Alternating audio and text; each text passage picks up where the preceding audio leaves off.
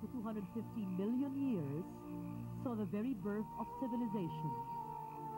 1,768 islands comprise what is now the largest province in the country, covering 5% of Philippine territory. Today, Palawan, the cradle of civilization, has become the last frontier. A land teeming with natural wonders, astounding to behold. Palawan is said to be one of 2 ecosystems in the world that ought to be protected at all costs. And it is not difficult to understand why. Tonight, we visit northern Palawan, home to one of the world's most diverse and most fragile ecosystems. Northern Palawan is a breeding ground for marine life in the Western Pacific region. Its forested areas and coral reefs provide shelter to a great variety of plants and animals, several of which have been classified as rare, threatened, or endangered, like the dugong or sea cow, a gentle mammal slowly vanishing from the coastal waters of Maquit Bay, and the marine turtle, which is also rapidly facing extinction. In northern Palawan, the land is as rich as the waters, with beach forests that adorn the sandy coastline of small islands, rich mangroves, with their tangled masses of roots harboring a myriad of aquatic life. Limestone cliffs, where ornamental palms and flowers thrive, rising from the crevices of the steep rocky slopes, and wooded areas where trees and other vegetation abound. The environment of northern Palawan is extremely sensitive. Once remote and inaccessible, it remained untouched for many, many centuries. But such vast wealth cannot remain a secret for long.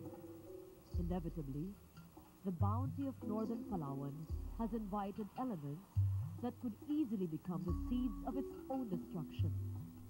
Migrants, whose rapidly growing population threatens the environment with their unsustainable farming and fishing activities.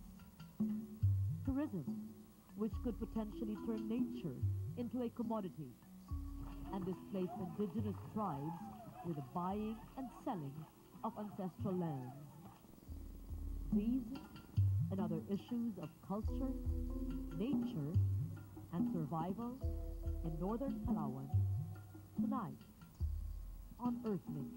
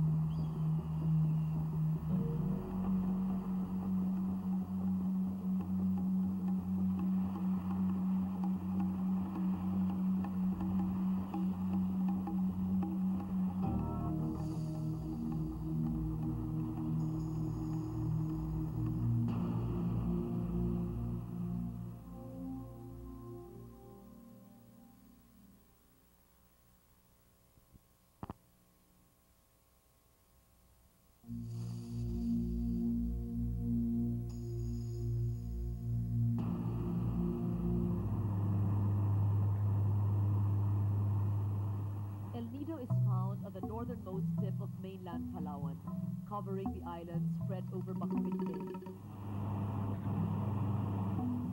Blessed with bountiful waters and lush vegetation, El Nido literally basks in the sunshine. Situated outside of Philippine cyclone belt, the area has not been hit by a typhoon in over 30 years.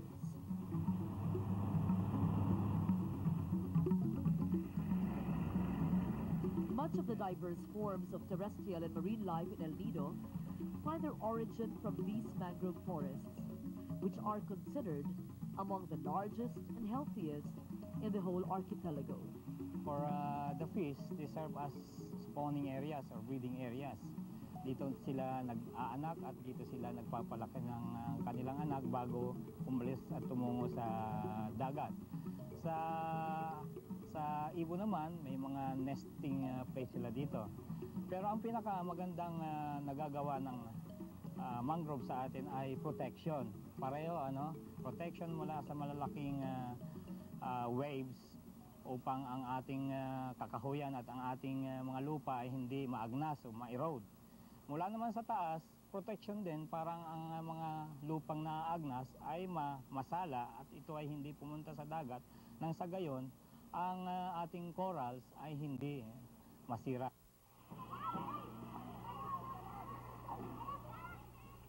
In some areas, however, pockets of mangroves are fast disappearing because they have also become a habitat for yet another breed of life, migrants. Artemio Capones claims to be the first settler in Cabigsing, which was a strip of mangrove forest when he began clearing it in 1982. Ang itsura nitong Cabigsing na ito, mistulang gubat ito, puro bakhawan to, pagatpat. Ngayon ako ang kauna-unahan nagdiscover dito. Nagbahay-bahay na ako, bahay kubo. Nung lumipas ang mga 2 taon na narito na ako, biglang dumami ang bahay rito.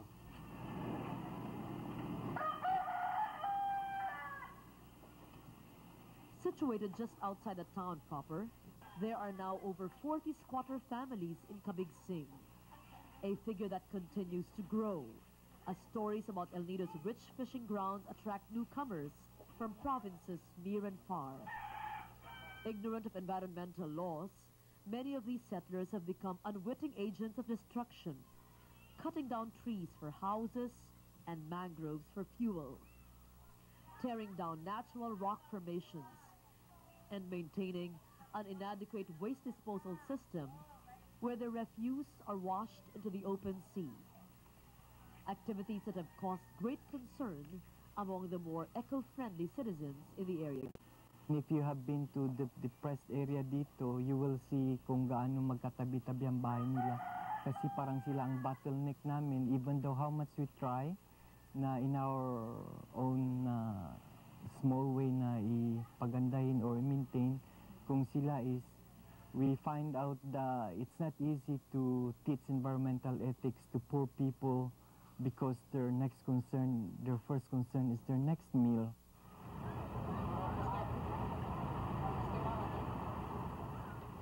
For years, many generations of settlers have made El Nido their land of milk and honey, comprising almost half of its 21,000 residents. Despite its wealth of natural resources, El Nido remains to be a 6th-class municipality, where productive skills center mainly on farming and fishing.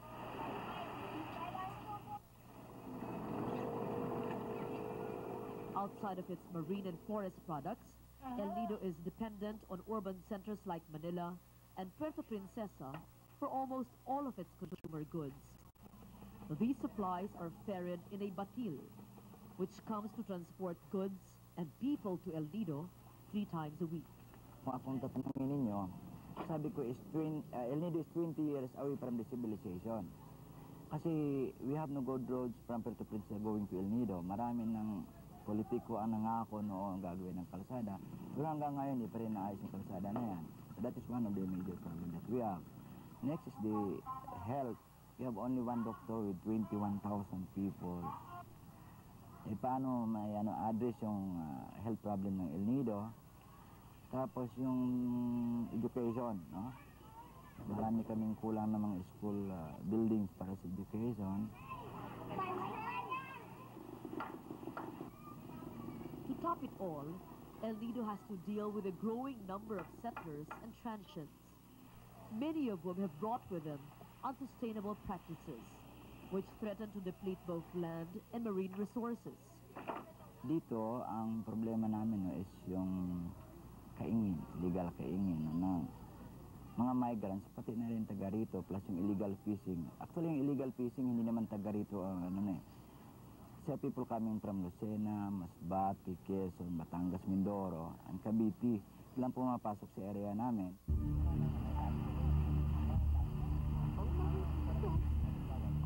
Kaingin, or slash and burn farming, is a common method of clearing agricultural land in El Nido.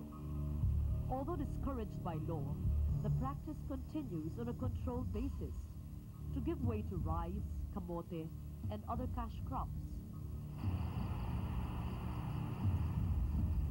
The destruction of watersheds is nothing new to El Nido. It was not too long ago when its forests echoed with the sound of chainsaw and falling timber.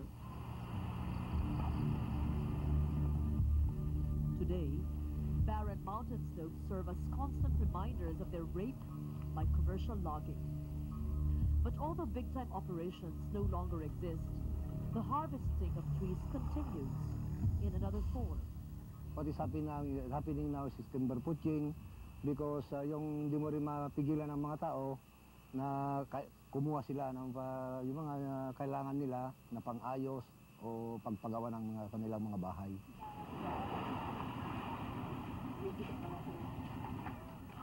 Timber cutting by the local populace is difficult to curb because poverty has made them dependent on the nearby forest for sustenance, which is why the practice is tolerated to a certain extent. Ang hinuhuli dito ng batas, pag ang kahoy na dadalhin dito sa bayan, bulyong, na inaakala nila na susubra na sa materialis ng isang bahay. Kasi ang nangyayari doon, gusto na. Hindi na pangsarili.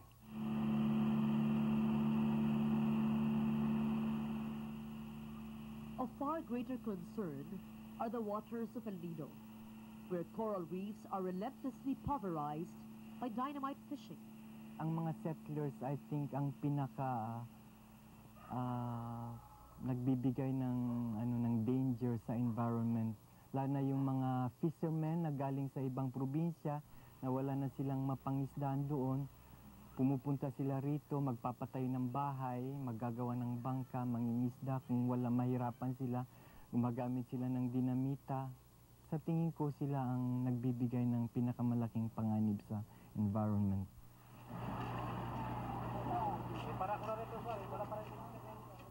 These bold intrusions into Bakwit Bay have spelled disaster, especially to small-time fishermen. Minsan sila, dahil ang kinakawilan namin bahura yan coral. Ngayon kung pumasok sila, alam nila bahura, paputok na lang yan. Hindi nila tinitingnan ilalim, basta hulog na lang hulog ng paputok yan. In 1992, the DNR set up the El Nido Marine Reserve Project with funding from private institutions. For 3 years, the project scored high points in controlling unlawful economic activities. Unfortunately, funds have run out, and while environment officials are busy sourcing financial support to revive the project, plastics continue to plague the defenseless waters, wiping away not only tons of edible marine life with every explosion, but also ravaging the greatest gift nature has bestowed upon El Nido. Oh, we have seen beaches in Malaysia, in Thailand, also in Florida, South America, but I think it's one of the most beautiful places here. And we saw terrible coasts where diamond fishing was. We were surprised to find everything dead in the sea. Shocking. And then we saw so wonderful corals and fishes and our water underworld. And I can only say, your capital is nature. Protect it, protect it, protect it.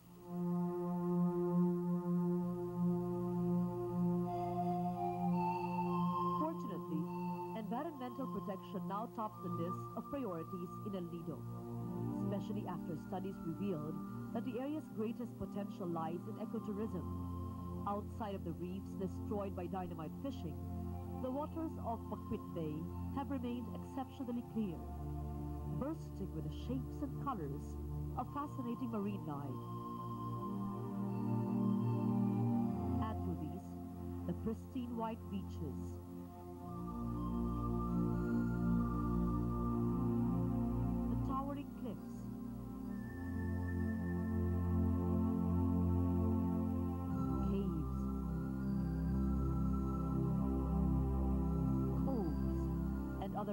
breathtaking wonders yet to be discovered by the world at large. Realizing this, El Nido has begun capitalizing on nature for its much-needed revenue, leaving conservationists to wonder what kind of change tourism will eventually bring, development or degradation.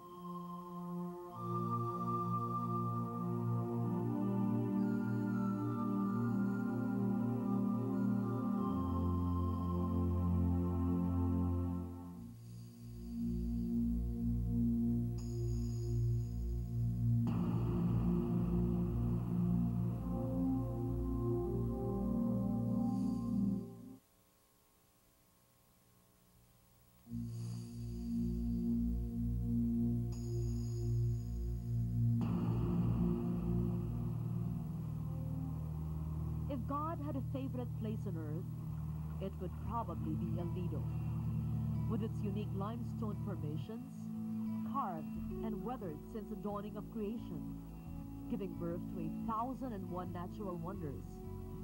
Beyond the white sandy beaches, the waters of Buckreef Bay sparkle in deep shades of blue and green, cradling a rare selection of marine life, the likes of which have slowly disappeared in other parts of the world. For so long, almost everybody knows that Palawan is, we call it the last refuge, the Philippines, especially environmentally. And it's true. Palawan is the last refuge because that's the only place where I see now in its entirety, in a magnitude of Palawan, gives you the, call it a more pristine, undisturbed, relatively undisturbed areas wherein the flora and fauna are still intact. They are in their natural habitats, least disturbed.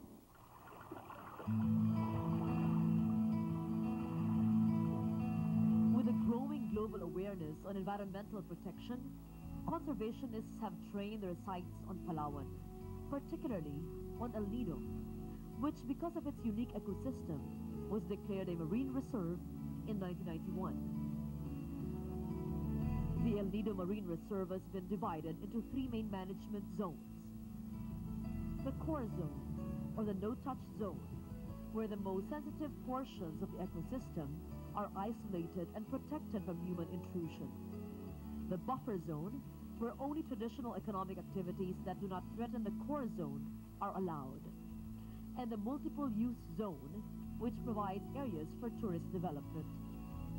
In El Nido, only 4 islands have been categorized under the multiple-use zone, 3 of which have been leased out to 10 Knots Development Corporation, whose high-end resorts in Minilog and Pangalucian have been counted as among the prime attractions of El Nido. Dati ang El Nido, kunti lang ang tao nung magkaroon ng resort. Dahil lang sa turismo nga, dumami ang tao. Ang totoo niyan, halos hindi nawawala ng turista ang El Nido sa buong taon. Halos sa 5 o 10 taon na nakalipas, ganun umiikot talaga yon. Kahit na tag-ulan, meron talagang mga bisita.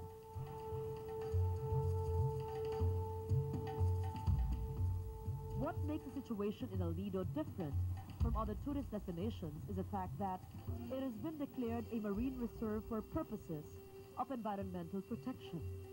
As such, resort operators are faced with a challenge of satisfying 2 independent trends: conservation and tourism development. You must remember, when we talk of tourism, your capital is the environment. And normally what happens is that it's like the tragedy of the commons, you know. People would want to reap from the environment and not put anything back.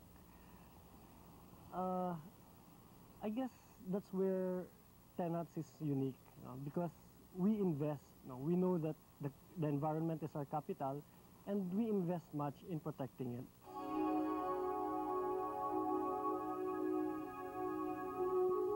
Although the resorts have existed way before El Nido was declared a sanctuary, 10 Knots claims to have been a staunch advocate of ecology long before it became in fashion. The natural environment is what we consider the main attraction of our resorts. Our resorts are mere facilities. What attracts the the guests to El Nido is the natural beauty of the place. So it is in our self-interest to protect the environment, to keep the attraction alive as long as possible.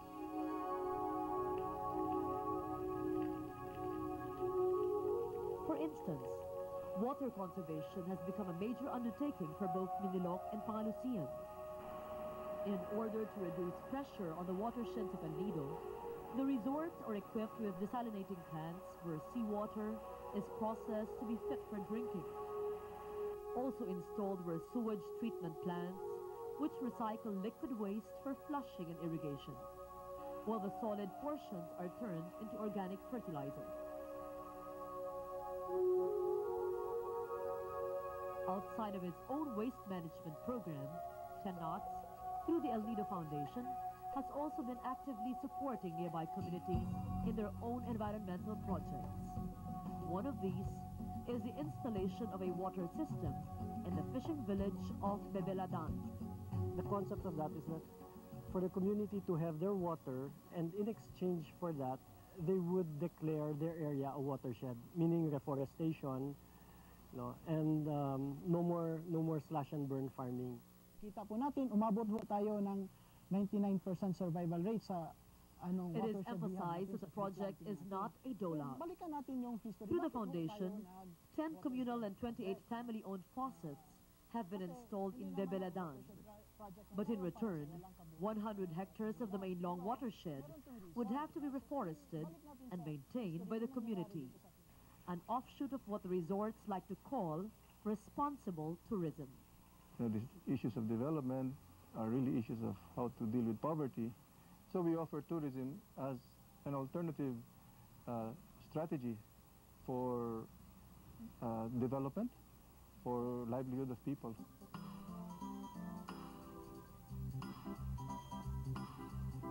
With tourism providing the magnet for profitable activities in El Nido, it is not surprising that islands outside of the multiple-use zone have also been eyed for development. One burning issue in El Nido is the controversy over Matinloc and Taputan, two islands within the core zone. In 1984, a religious group called the Movement of Mary came to Matinloc and built a Marian shrine to which miraculous cures were soon attributed.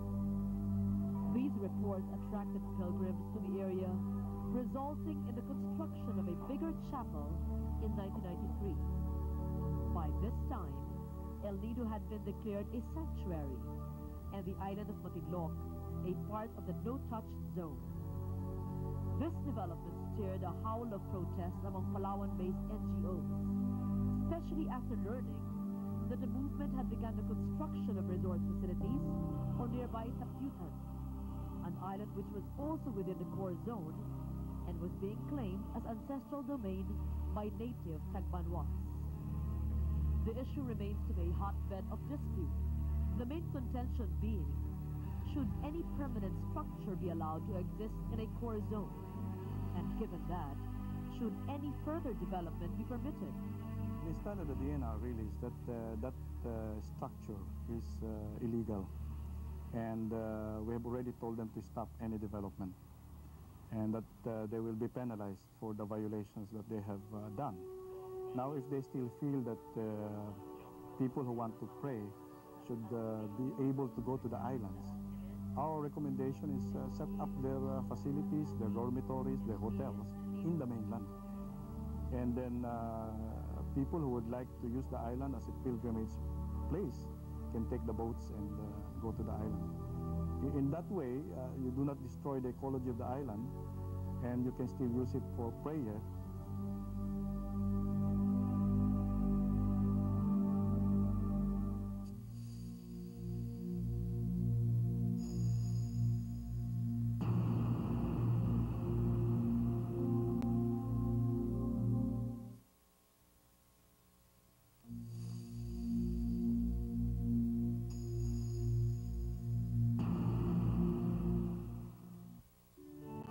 One served in the imperial courts of ancient China, The nido soup remains a prized and very expensive delicacy.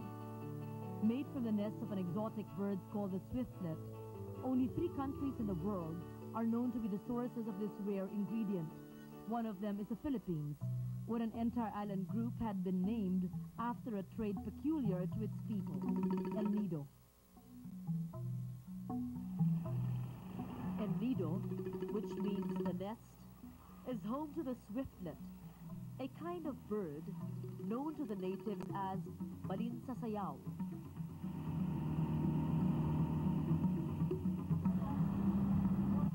Each morning, armed only with a dagger, a length of rope, and a pouch, hunters like Romy and Francisco sail out to the limestone cliffs of El Nido in search of the precious nest of the Balinsasayaw.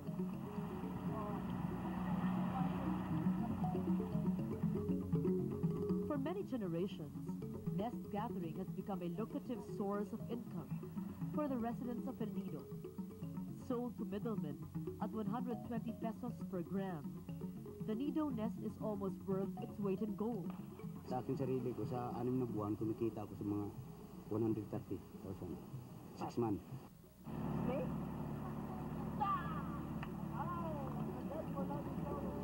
Pushadores, as the nest gatherers are called, risk life and limb each day, scaling the jagged edges of the limestone cliffs where the elusive birds make their home.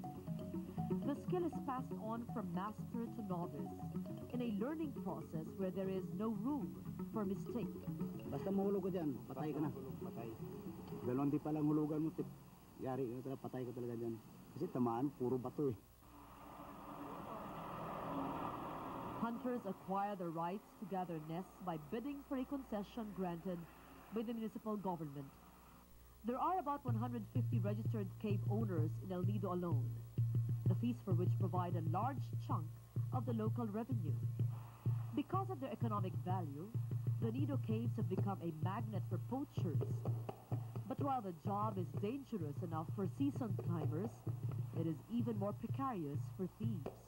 Nadidisgrasya dyan, yung magnanakaw, hindi katulad sa amin, ingat kami, sarili namin yun. Kapurado yun, takot mahuli. Maabutan. Yari siya. Halimbawa, nandun ka sa loob ng kuiba, mahulugan ka ng bato, patay ka rin doon, hindi ka makalabas eh.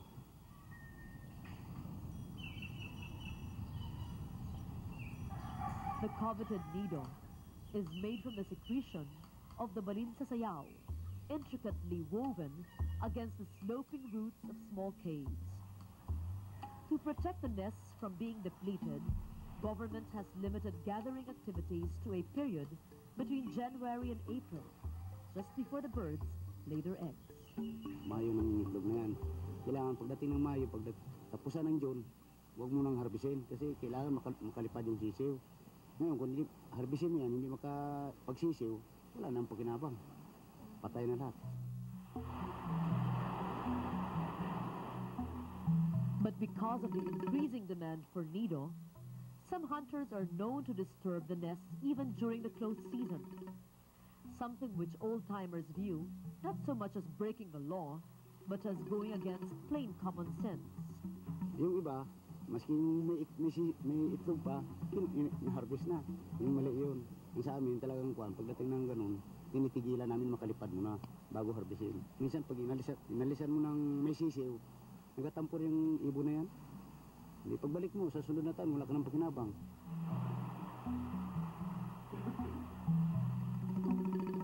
Recent studies have shown that the yield of birds' nests have decreased over the years, suggesting that the swiftlets may have been driven away from their nesting sites or are close to being endangered. Because it is almost impossible to prohibit the gathering of nido, government is counting on the strict implementation of hunting seasons to allow the birds to regenerate. We support livelihood, but at the same time, we should not destroy the ecological base of that livelihood. If the assessment right now shows that in fact we have gone beyond the carrying capacity and the birds are already endangered, then we have to have what we call rest periods, total ban, till again the ecological base is strong enough to again allow harvesting.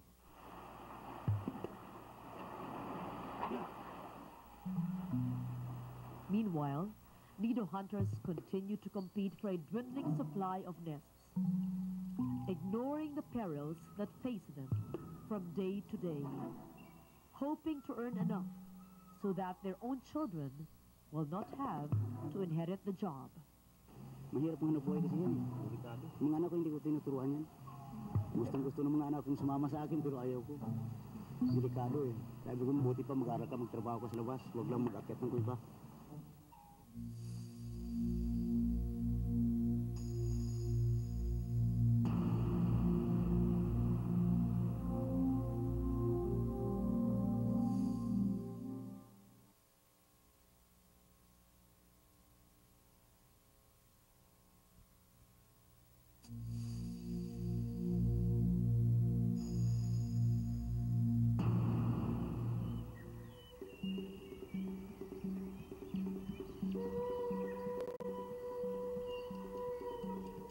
You might think this is a scene straight out of a safari in Africa. Wrong.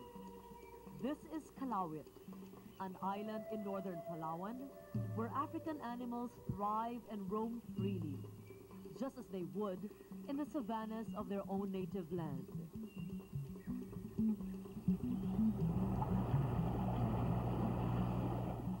Kalawit was declared a game reserve in 1976 in response to Kenya's appeal to member countries of the International Union for the Conservation of Nature to provide a sanctuary for the propagation of endangered African wildlife.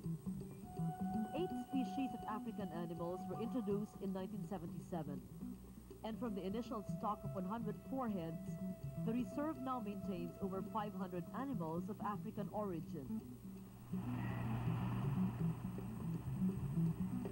Kalawit also plays host to some of Palawan's endangered wildlife, like the mouse deer, the smallest hoofed mammal in the world, a gentle and playful creature which has been mercilessly hunted down for game almost to the point of extinction. Bred in captivity since 1985, at least 30 mouse deers have been born within the safe confines of Kalawit. Also thriving are the Kalamian deer, whose head count had dropped to 25 in 1976. Today, some 1,000 of them roam the grazing areas of the game reserve, coexisting peacefully with the African beasts, as well as with other forms of wildlife endemic to the province.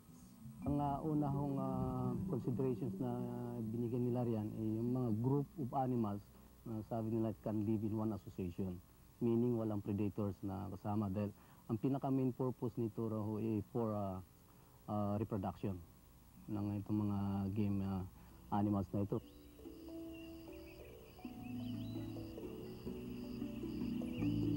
However, not all alien species introduced to Kalawit were able to survive their new environment. First to perish was the gazelle, which fell prey to disease and wound infection. In 1995, Dr. Mundita Lim of the Wildlife Rescue Center led a team of volunteers to a medical mission in Kalawit. When we did a study, the Kalamian deer had better body build. They were healthier than the African animals. The impalas have grown thinner, the giraffes had foot problems, and some of the zebras had problems with parasites.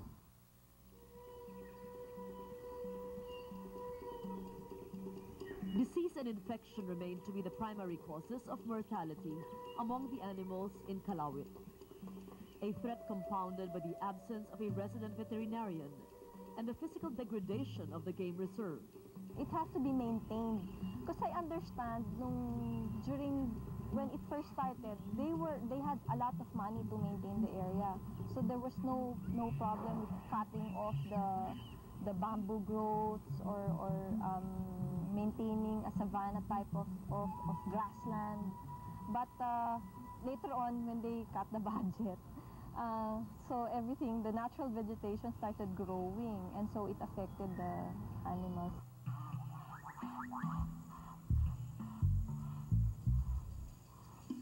Jurisdiction jurisdiction over Calauit has changed hands several times in the last 20 years.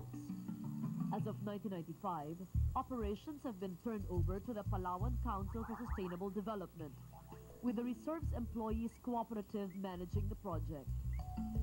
An initial capital of 7 million pesos had to be stretched accordingly to provide for the upkeep of the 4,000-hectare sanctuary, with its scores of wildlife and some 60 personnel, barely enough to preserve the sanctuary from rapid deterioration. The situation on the island is aggravated by the presence of over 100 families known collectively as the Balik Calauit movement. When Calauit was declared a game reserve 20 years ago, residents of its 2 barangays were relocated and supposedly paid for the land they had lost. BCM members claim it was a rip-off. Wala kami nagawa kasi ang kausap namin noon dito ng panahon ng Marcelo, laging kanyo ng baril. Pagkatapos, wala nyo inalis yung karapatan ng mga tao. Kaya wala rin kaming katuwiran na lumaban. Wala rin kaming katuwiran ng mga tuwiran. BCM members claim the relocation sites were inhospitable to agriculture, which is why, after the turnover of government in 1986, they decided to return to Calauit, much to the opposition of the people running the sanctuary. The presence of the BCM there is illegal. It's squatting on government land now. Even if they used to own those properties, pumayag na silang bilhin sa kanila eh. They were already paid for that. Kaya lang hindi rin natin masyadong biglang mapaalis. Yun nga, ang argument nila matigas din eh. Sino bang mas importante, tao o hayop?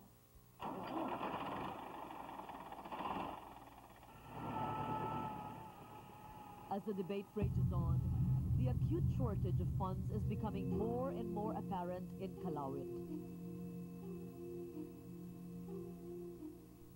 It has been over a year since President Fidel Ramos visited Calauit and promised to earmark 60 million pesos for transforming the island into what he described to be the most beautiful ecotourism destination in Asia. The potential is there, but in the face of threats to sustainability, Calauit is racing against time, waiting for government to release the crucial funds that would support its good intentions.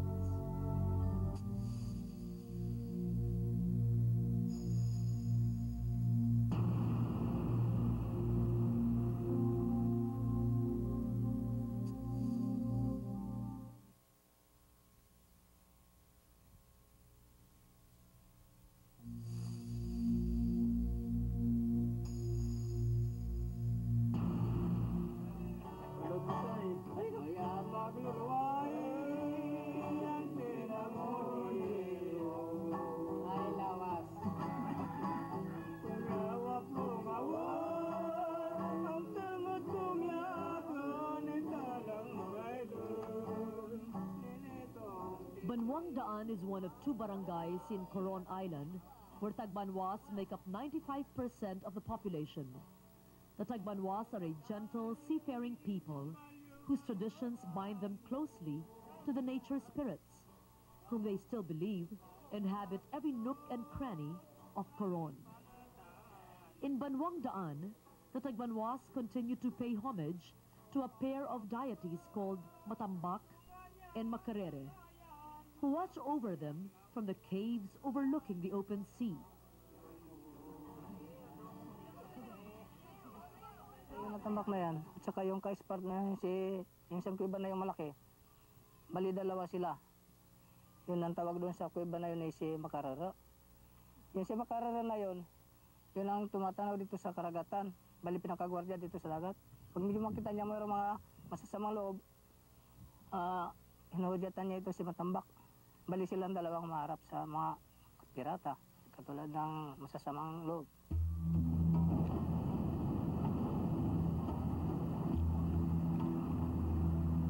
The Tagbanwas consider the waters that surround Coron Island as sacred, because from its bounty, countless generations of their people were nourished and sustained.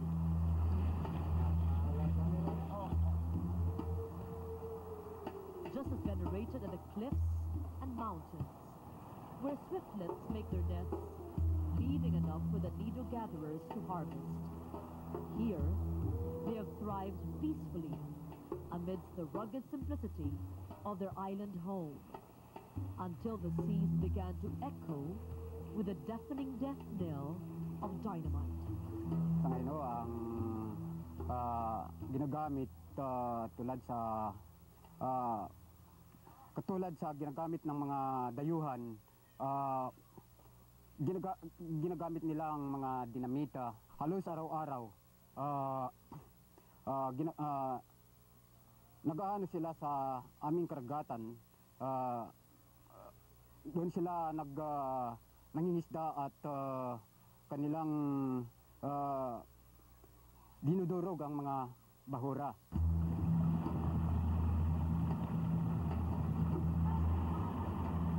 The Tagbanwas claim these illegal fishing methods are being perpetrated by migrant fishermen who have settled along the coastal areas of Coron. Yung problema ng migrants is a very real problem dun sa area, no? When before, migrants just came in seasonally, no? Usually the migrants would just come in for when the ocean is good and maybe catch a couple of fishes and then go, no? And now it's a different case. So the migrants have already actually established settlements on the island.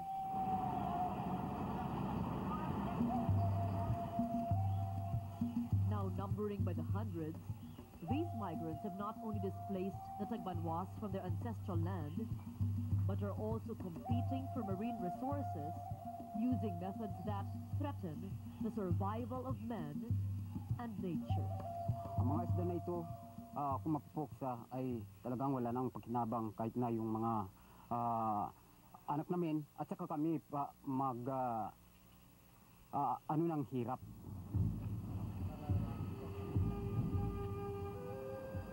Even as they fear for their beloved waters, the Tagbanwas of Coron realize they are no longer safe even on dry land. Many Tagbanwas wake up in the morning only to find out that the land they have inherited from their forebears are no longer theirs. Members of the Tagbanwa Foundation, through the help of NGOs, have compiled testimonies of natives who have been displaced by outsiders, who have come waving tax declarations that signified ownership of the land, or of Tagbanwas who were tricked into selling or swapping their land for ridiculously lopsided deals, all because they are perceived to be ignorant and defenseless. Masakit po talaga kasi kasi mali kumpara sa ibang klaseng tao. Kami yung pinakamaliit na klaseng tao dito sa amin.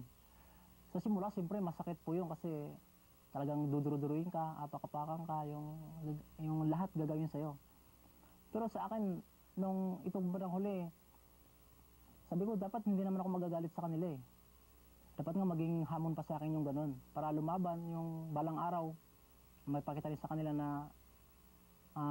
yung mga taong pinandidirian nila, yung inapakapakan nila ay lumalaban din at saka may karapatan ding lumaban sa kanila. For the peace-loving Tagbanwas, fighting back meant seeking help in upholding their ancestral rights. While most of them are literate, the Tagbanwas of Coron Island are not highly educated and have learned to depend on sympathetic parties to pursue their claims. Nung pumasok kami doon, we found a situation where the caves no longer belong to them, no? The caves were leased out annually to the rich families of the mainland, no? You'd find out a local government actually leasing out rights over traditional caves. And of course, no, they were very worried na pati yung lakes, these traditional lakes that they have, na siguro in the whole of the Philippines, doon lang meron ito, might be the subject of interest of other business people in the future, no? So nung pumasok kami doon, they asked us to assist them get any kind of documents, any kind of papers for that matter, para man lang ma-recognize yung kanilang traditional rights.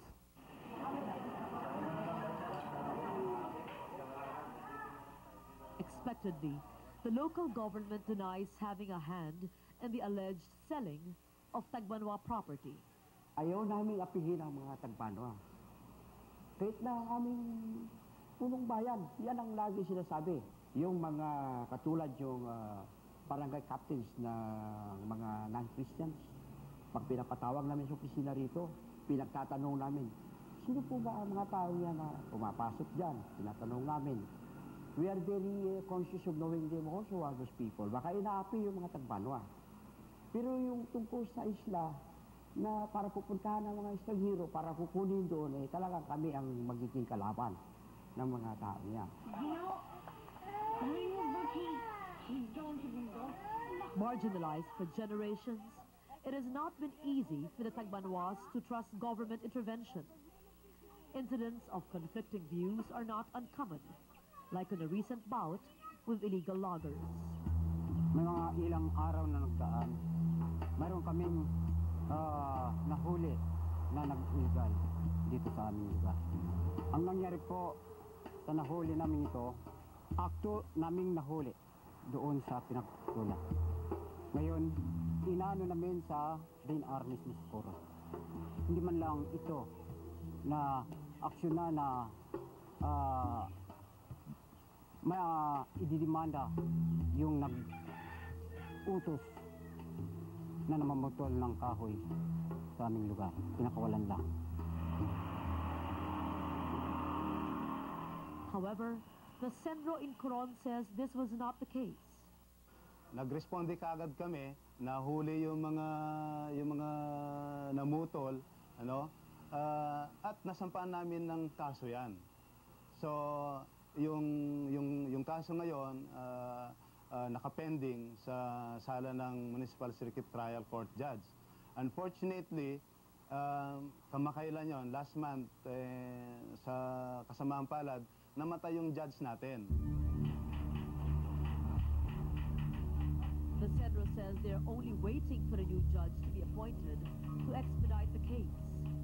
Meanwhile, the timber poachers remain at large because yung mga sinakdal namin, yung mga dinembanda namin, naanuan sila nakapag-post sila ng bail. Tinanggap naman nung nasirang judge. So ngayon, hanggang doon pa lang yung sinasabing pinakawalan o pinabayaan yung kaso. Palagay ko, hindi totoo yan.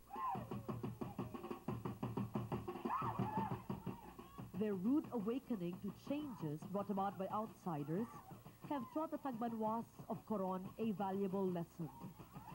That their redemption lies not in continuous isolation, but in empowerment, like in claiming for ancestral domain. Right now, they're trying to fight for the recognition of their ancestral domains as well as ancestral waters. Now, this is the unique part, no?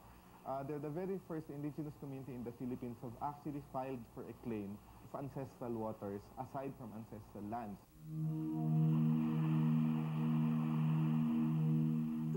These waters comprise the ancestral fishing grounds of the Tagbanwa, whose protection is vital to their physical and spiritual survival as a people.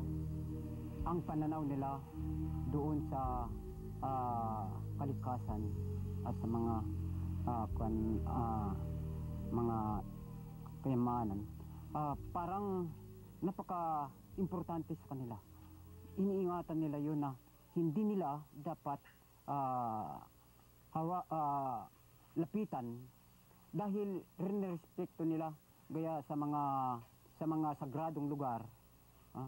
Yun ay hindi nila basta-basta napasukan o lapitan. If and when the Tagbanwas' rights over their ancestral land and waters are recognized by the government, it will be a pioneering triumph for all indigenous tribes in the country, and an affirmation that, in many ways, indigenous people are still the best stewards of their environment. Had it not been for the Tagbanwas, Coron would have been what? Would have been a wasteland by now. If you go to the place, the evidence is very clear. It is the only island that has close canopy forest left. It is the only island that has very minimal stress, environmental stress, in spite of the lack of government intervention, and maybe even an NGO intervention. No? We owe it all to the Tagbanwas.